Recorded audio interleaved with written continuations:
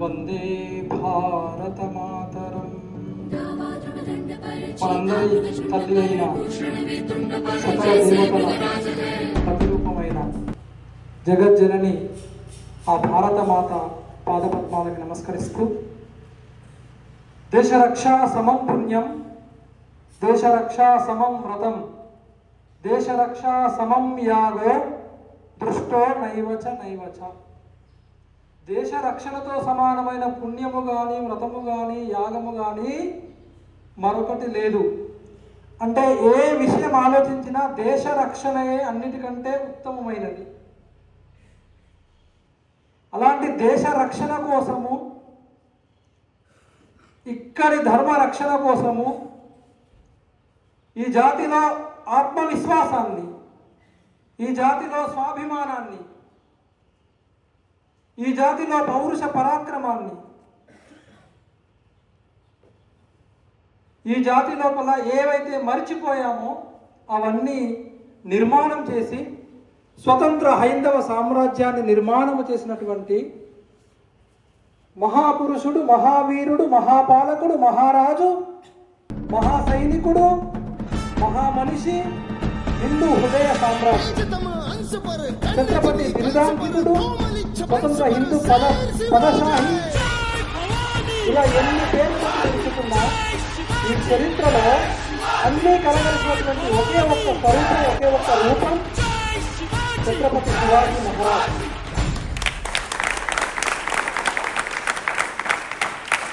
అలాంటి ఛత్రపతి శివాజీ యొక్క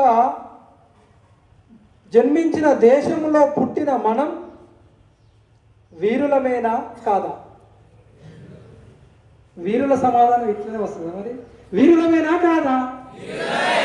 ధీరులమేనా కాదా? దేశభక్తులమేనా కాదా? వెన్ను వంచే వాళ్ళ, వెన్ను నిలబెట్టే వాళ్ళ, దేశాన్ని కాపాడే వాళ్ళ, దేశాన్ని ముంచే వాళ్ళ? మీరందరూ ఎంచుకున్న లక్ష్యం గొప్పది, మీ ఆలోచన గొప్పది, మీకు శిక్షణ ఇస్తున్న సంస్థ గొప్పది, మన దేశం గొప్పది, ఈ దేశంలో ఉన్న మహాపురుషులు అందరూ గొప్పవాళ్ళు. మరి అలాంటి మహాపురుషుల యొక్క జన్మదినము ఇవాళ మనం జరుపుకుంటున్నాం. శివాజీ పౌరుష పరాక్రమాలు ఉన్నాయి కానీ ఆయన మొదలే రాజ్యం ఉన్నటువంటి వ్యక్తి కాదు. మనలాగా సామాన్యమైన వ్యక్తి. ఒక సామాన్యమైన వ్యక్తి స్వతంత్ర హిందూ సామ్రాజ్యాన్ని నిర్మాణం చేశారంటే కారణం ఏంటి? ఆయన మన దైవాంశ సంభూతుడా, లేదా నీలో నాలో లేనటువంటి గుణాలు ఏమైనా ఎక్కువ ఉన్నాయంటారా? ఆలోచిద్దామా? ఇది ఆలోచించాల్సిందేనా విషయం? ఆలోచించాలి, తప్పకుండా ఆలోచించాలి.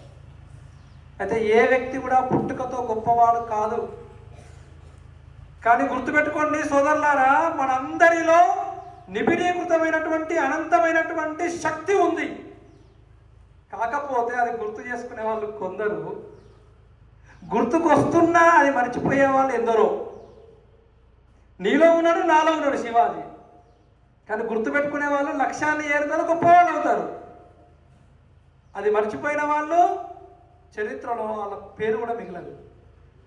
కానీ 394 ఏళ్ళ తర్వాత కూడా ఇప్పటికి కూడా ఆయన గుర్తు చేసుకుంటున్నాం అంటే కారణం ఏంటి? ఉద్యమం సాహసం ధైర్యం బుద్ధి శక్తి పరాక్రమ షడేతే యత్ర వర్తంతే తత్ర దేవ సహాయక అని ఉద్ఘోషిస్తున్నాయి మన యొక్క శాస్త్రాలు. అంటే ఏంటి? నీలో నాలో ఆ శివాజీ మహారాజులో ఉన్నవేంటివి? ఉద్యమము అనగా ప్రయత్నం. ప్రయత్నమే మొదటి అడుగు. ఆ ప్రయత్నముతో మనలో సాహసం కలుగుతుంది, ధైర్యం వస్తుంది. ఇవన్నీ ఉన్న వాళ్ళలో బుద్ధి శక్తి పరాక్రమం ఈ 6 గుణాలు కలుగుతాయి. ఈ 6 గుణాలు ఎక్కడైతే ఉంటాయో అక్కడ మిత్రులారా దేవతల సహాయం లభిస్తుంది. అంటే వాళ్ళు అనుకున్నది సాధిస్తారు. ఈ 6 గుణాలు కలబోసినటువంటి రూపం ఎవరిది అంటే ఛత్రపతి శివాజీ మహారాజుది. ఈ 6 గుణాలు నిండి ఉన్నాయి. ఆయన యొక్క జీవితంలోని అడుగడుగున, ఆయన ప్రతి సంఘటనలో, ఆయన ప్రతి నడకలో, ప్రతి మాటలో, ప్రతి సన్నివేశంలో ఈ 6 గుణాలు మనకు కనిపిస్తాయి. శివాజీని తీర్చిదిద్దినటువంటి వ్యక్తులు 3. నిన్ను తీర్చిదిద్దుతున్నారు, నన్ను తీర్చిదిద్దారు, వాళ్ళని తీర్చిదిద్దారు. అలా శివాజీని తీర్చిదిద్దిన వాళ్ళు 3. ఎవరైనా సరే మొట్టమొదటి గురువు ఎవరు? తల్లి, అమ్మ. అమ్మ లేకుండా ఈ సృష్టి లేదు. అమ్మ లేకుండా మనకు జీవనం లేదు. అమ్మ లేకుండా మనకు సంస్కారం లేదు. అందుకే మన ధర్మంలో, మన సంస్కృతిలో ప్రతిదీ తల్లిగా భావిస్తున్నాము. కాబట్టే మనం సంస్కారాలను పొందుతున్నాం. అలా శివాజీని తీర్చిదిద్దినటువంటి మహనీయురాలు జిజియా మాత. ఒక్కసారి గట్టిగా చెప్పండి, ఆమె లేకపోతే శివాజీ ఎక్కడున్నాడు? జిజియా మాత. జిజియా మాత ఎందుకు శివాజీని ఈ రకంగా తయారు చేసింది? ఆనాటి కాలంలో, ఆ 16వ శతాబ్దంలో మన దేశంలో విదేశీయుల పాలన కొనసాగుతుంది. మనందరం తెలుసు. మనం ఎందుకంటే మనం చదువుతున్నదే తప్పుడు చరిత్ర కదా. మనకేం చెప్తారు పుస్తకాలన్నింటిలో? మన పైన గ్రీకులు వచ్చారు, శకులు వచ్చారు, కుషాలు వచ్చారు, హూనులు వచ్చారు, పోర్చుగీస్ వారు వచ్చారు, డచ్ వారు వచ్చారు, ఫ్రెంచ్ వారు వచ్చారు, ఆంధ్రాలు వచ్చిండు, వాడొచ్చిండు, వీడొచ్చిండు, తన్నించుకున్నాం, ఓడిపోయినాం, ఇదే చెప్పారు కదా. కానీ మనం ఓడిపోయిన జాతి కాదు. ఇవన్నీ విదేశీ జాతులు మన మీదకి వచ్చినా ఈ దేశం ఎప్పుడు తలవంచలే. కారణం ఏంటి? అడుగడుగున ఇక్కడ వీరుడు ఉన్నాడు కాబట్టి ఈ జాతి తలవంచలే. అలా ఈ దేశము విదేశీయుల పాదాక్రాంతం అంటే వాళ్ళ పాలనలోకి వెళ్ళి మనం బానిసలుగా బతుకుతున్నటువంటి గడ్డు పరిస్థితులు. ఎలాంటి కఠిన పరిస్థితులు అంటే మనం ఎవరిని ఆరాధిస్తామో ఆ ఆరాధించే వాటి ఆనవాళ్ళు లేకుండా చేయాలనుకున్నటువంటి కర్కశమైనటువంటి కఠిన మనస్సు కలిగినటువంటి మూకలవి. వాళ్ళకు జాలి, దయ, కరుణ ఇవే ఉండవు. ఏవి ఆనవాళ్ళు లేకుండా వేయాలనుకున్నారు? మన అమ్మని ఆనవాళ్ళు లేకుండా వేయాలనుకున్నారు. మనం ఏ ఆడవాళ్ళని శక్తి స్వరూపంగా భావిస్తామో ఆ ఆడవాళ్ళకి రక్షణ లేదు. మనం ఆరాధించే భగవంతుని స్థానమైనటువంటి ఆలయాలకు రక్షణ లేదు. మన జీవనానికి ఉపయోగపడేటువంటి సకల సంపదల స్వరూపమైనటువంటి ఆవుకి రక్షణ లేదు. ఆడవాళ్ళు 3 ఆలు లేకుండా చేసిర్రు. ఆడవాళ్ళకు రక్షణ లేదు, ఆలయాలకు రక్షణ లేదు, ఆవులకు రక్షణ లేదు. ఆ పరిస్థితులన్నింటినీ ప్రత్యక్షంగా చూసిన వ్యక్తి ఎవరు అంటే జిజియా మాత. తన తండ్రిని కోరుతుంది, నానా ఇది మన దేశం కదా, ఇది మన ధర్మం కదా, మరి వాళ్ళని ఎందుకు ఎదిరిస్తలేము అంటే, బిడ్డ మన దగ్గర శక్తి లేదన్నాడు. వివాహమైన తర్వాత భర్తను అడిగింది, మనం ఎదిరించాలి కదా ఈ అన్యాయాన్ని, ఈ అక్రమాన్ని. అంటే ఆ భర్త కూడా అశక్తత, నేను చేయలేను అని వ్యక్తం చేశాడు. తండ్రి ద్వారా కానిది, భర్త చేయలేనన్నది ఎవరి ద్వారా చేయాలనుకుంది? తల్లి తన కొడుకు ద్వారా చేయాలనుకుంది. అందుకే శివాజీని కన్నది. శివాజీని కన్నది ఎందుకంటే ఈ జాతి యొక్క సంరక్షణ కొరకే. శివాజీకి శివనేరి కోట లోపల జన్మనిచ్చింది. ఆ పుట్టుకతోటే, ఉక్కు పాలలోనే ఇక్కడ చరిత్రను రంగరించింది. మనం ఏ మాటలు వింటామో, వేటిని చూస్తామో, ఎవరి గురించి మాట్లాడుతుంటామో మిత్రులారా, మనం అదే విధంగా తయారవుతాము. ఇది మానసిక శాస్త్రవేత్తలు తేల్చి చెప్పినటువంటి విషయం. కాబట్టి శివాజీ ఎవరి మాటలు విన్నాడు? ఇక్కడ రామాయణ మహాభారతాలు విన్నాడు. శివాజీ ఎవరి గానము చెవిలో పడ్డది? రాముడి గుణగణాలు చెవిలో పడ్డది. శివాజీ ఎవరిని చూశాడు అంటే ఇక్కడి పరిస్థితులను చూసి ఇక్కడి వీరుల యొక్క అనుకరణలో వాళ్ళ వెనుక నడవాలనుకున్నాడు. ఇలా తల్లి తీర్చిదిద్దేటువంటి సంస్కారంతో మరి శిక్షణ కావాలి కదా. మనకు అమ్మ ఎన్నో నేర్పినా మనం మళ్ళీ ఢిల్లీకి వచ్చాం కదా. ఢిల్లీ అంటే అకాడమీకి వచ్చాం కదా. వచ్చామా? ఎందుకు? ఇక్కడ శిక్షణ ఇచ్చేటువంటి ఎవరున్నారు? గురువులు ఉన్నారు. తల్లి శిక్షణ ఇచ్చినప్పటికీ గురువుల శిక్షణ కావాలి. అట్లా శివాజీ మహారాజుకి 2 గురువులు ఉన్నారు. ఒకరు దాదాజీ కొండదేవు, ఒకరు సమర్థ రామదాస్. వీళ్ళు మొత్తము ఇక్కడి జాతి లక్షణాన్ని ఔపోసన పట్టిన వాళ్ళు వీళ్ళిద్దరు. కాబట్టి దాదాజీ కొండదేవు శస్త్ర అస్త్రమిత్ర నేర్పిండు. మిత్రుడు విప్లవం చెప్పాడు కదా, గర్జన చేశాడు కదా, శస్త్రాస్త్ర శాస్త్ర పారంగతుడు అన్నాడు. చూడండి, అలా శస్త్ర అస్త్ర విద్యలు నేర్పినటువంటి వ్యక్తి దాదాజీ కొండదేవు. అంటే అన్ని యుద్ధ విద్యలు నేర్పాడు. మైదానంలోకి వెళ్తే చేయాల్సింది ఏంటి? చెమటలు వచ్చేటువంటి కసరత్తు చేయాలి. ఏ జాతి చెమట ఓడుస్తుందో మైదానంలో, యుద్ధంలో రక్తము కార్చాల్సిన అవసరం ఉండదు. ఒకవేళ మైదానంలో చెమట కార్చకపోతే యుద్ధంలో రక్తం కార్చాలి. అలా దాదాజీ కొండదేవు చెమటోడ్చే విధమైనటువంటి శిక్షణ ఇచ్చి శివాజీని ఒక వీరుడిగా మలిచాడు. కానీ వీరత్వము, పౌరుషము, పరాక్రమము మనలో ఉన్నటువంటి ప్రతిదీ దేనికోసం ఉపయోగపడాలి? నాలో బలం ఉంది, నాలో జ్ఞానం ఉంది, నాలో శక్తి ఉంది. ఇది దేనికోసం? ఎవరిపైనో ఆక్రమించడానికి కాదు, ఎవరినో భయపెట్టడానికి అసలే కాదు. కాబట్టి ధర్మం తెలియాలి. కాబట్టి సమర్థ రామదాస స్వామి ధర్మాన్ని బోధించారు. ఒకరు శస్త్రం నేర్పితే ఒకరు శాస్త్రం నేర్పారు. అలా ఇద్దరి శిక్షణలో శివాజీ ఒక బలమైన కోరికతో ఏంటి? ఈ జాతికి పట్టినటువంటి ఈ పీడను వదిలించాలి. అంటే విదేశీయుల పాలన నుండి మన దేశము స్వతంత్రము పొందాలి.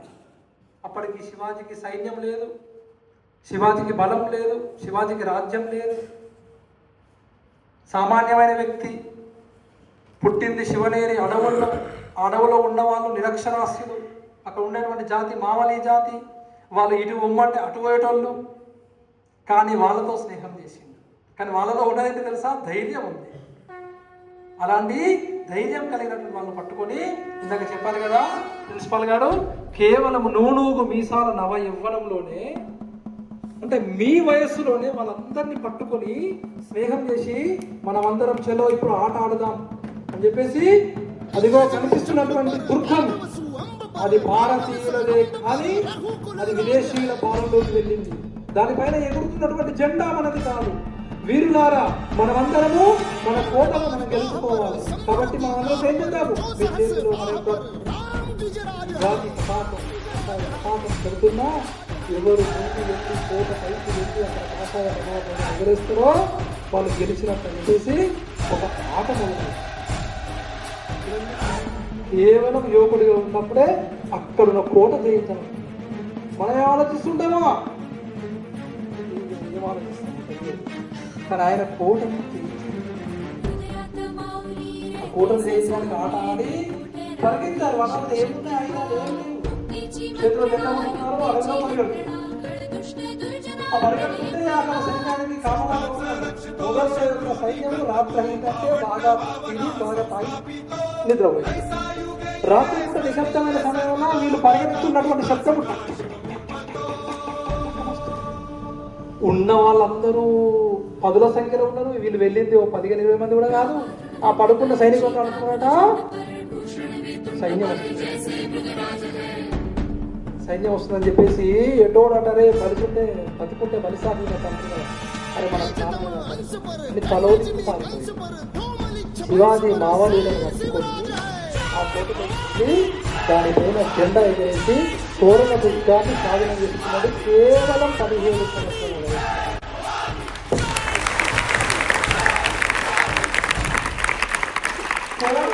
తోరణం అంటే స్వాగత తోరణం అనమా? అలా తోరణ దుర్గంతో మొదలుపెట్టిన యుద్ధము ఆయన యొక్క కోటలు జయించడము, ఆయన జీవితాంతంలో 310 కోటలను నిర్మాణం చేసింది. కట్టినవి కొన్ని, ఆక్రమించినవి కొన్ని. అంటే మనమే ఆక్రమించడం అంటే విదేశీయుల నుండి. అలా ఇన్ని కోటలను జయించి లెక్కలేనన్ని కోటలు, రాయగఢ్, ప్రతాప్గఢ్, సింహగఢ్, పన్హాల్గఢ్, ఎన్ని పేర్ల ఎన్ని లెక్కలేనన్ని కోటలు. ఆ కోటలు జయించడానికి ఎన్ని యుద్ధాలు చేసి ఉండాలి? అసలు అలసట ఉందా?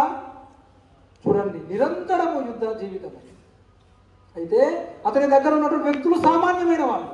నేను ఇందాక చెప్పాను కదా, సామాన్యమైన వ్యక్తుల్లో ఏం నింపారు తెలుసా? మీరు ఈ దేశ స్వాతంత్రము కోసం, ఈ ధర్మ సంరక్షణ కోసం అవసరమైతే ప్రాణాలైనా ఇస్తామనేటువంటి వ్యక్తులు తయారు చేశారు. శివాజీ మాట వాళ్ళకి వేదవాక్కు. శివాజీ ఏది చేయమంటే అదే చేస్తాం.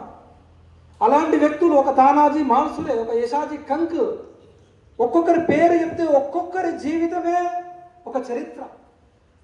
అరే ఎలా తయారు చేశారు వాళ్ళని? ఇదే అర్థం కాదు. శివాజీ మహారాజు నిజాం సామ్రాజ్యానికి వచ్చింది. ఇక్కడ నిజాం అడిగాడు, మా రాజ్యంలో బలమైన ఏనుగు ఉన్నది, మీ రాజ్యంలో నీ దగ్గర ఉందా శివాజీ? ఉంది అన్నాడు. పేద మైదానంలో మా ఏనుగు మీ ఏనుగు పోటీ అన్నారు. అలా నిజాం రాజు యొక్క ఏనుగు మైదానంలోకి వచ్చింది. శివాజీ ఏనుగు వస్తలేదు. ఏనుగు ఉందన్నావు కదా, ఏనుగు ఎక్కడుంది? వెంటనే ఒక బలిష్టమైనటువంటి యువకుడు, వీరుడు మైదానంలోకి దునికి. అదేమో పెద్ద ఏనుగు. శివాజీ వైపు నుంచి వెళ్ళిన వాడు బలిష్టమైనటువంటి యువకుడు అంతే. అమాంతం మైదానంలోకి దూకి ఆ ఏనుగుకు ఎదురెళ్ళి పైకి ఎగిరి దాని కుంభస్థలం పైకి వెళ్ళి తన పిడి బాకుతో దాని కుంభస్థలంలో గుద్ది కింద పడేసి, ఇది నా ఏనుగు అన్నాడు. ఆ ఏనుగు పేరు యశాజీ కంక్. ఇది నా ఏనుగు అన్నాడు. ఎంతటి పరాక్రమం ఉంది! తానాజీ మాన్సుడే 80 ఏళ్ళ వయస్సు. 80 ఏళ్ళ వయస్సు. 80 ఏళ్ళ వయసులో యుద్ధం చేసే వాళ్ళు ఉంటారా? కానీ శివాజీ మహారాజును కాపాడడానికి పన్హాల్గఢ్ నుంచి రాయగఢ్ చేరుకోవాలి. ఇక్కడ నుంచి శివాజీ మహారాజు చేరేటప్పుడు యుద్ధం చేస్తూ ఉండాలి. అలా శివాజీ మహారాజు కోట లోపలికి చేరి అక్కడ గంట కొట్టేదాకా 2 చేతులతో వీరోచితమైన పోరాటం చేసి తన ప్రాణాలను త్యాగం చేశాడు. అప్పుడే శివాజీ అన్నాడు, సింహం పోయింది, కోట వచ్చింది. సింహం పోయింది, సింహగఢ్ కోట వచ్చింది. ఇలా అనేక మంది వీరులు తన దగ్గర ఉన్నాయి. ఆ వీరులందరినీ ఎవరు నిర్మాణం చేశారు? శివాజీ నిర్మాణం చేశారు. కేవలము యుద్ధాలు ఇదేనా అంటే శివాజీ కేవలం యుద్ధాలు, వీరుడు, పౌరుషము, కోటలు ఇవి కాదండి. గొప్ప రాజు, గొప్ప పరిపాలన. అంతేకాదు father of Indian navy. Shivaji Maharaj ఎవరు? Father of Indian navy. ఇప్పుడు మీరు ఏ రక్షణ రంగంలోకి వెళ్ళాలనుకుంటున్నారో ఆ రక్షణ రంగంలోని నావికా దళానికి ఈ రోజున తయారు చేసుకున్నటువంటి పతాకము, ఆ రోజున శివాజీ నావికా దళానికి ఏ జెండా ఉందో ఆ జెండా ఇవాళ పెట్టుకున్నాం మనం. ఈ మాట ఎందుకు చెప్తాను తెలుసా? అసలు ఈ ప్రపంచంలోనే ఒక రాజు స్వయంగా 200 పైగా ఓడలు నిర్మాణం చేసిన రాజు ఎవ్వరు లేరు. అవి స్వదేశీ ఓడలు వల్ల, అవి యుద్ధం చేయడానికి, వ్యాపారం చేయడానికి, అన్ని రకాలుగా ఉపయోగపడడానికి. ఆ కాలంలో 200 ఓడలు కదండి, స్వదేశీ జ్ఞానంతో. అలా ఒక నౌకా దళాన్ని నిర్మాణం చేశాడు.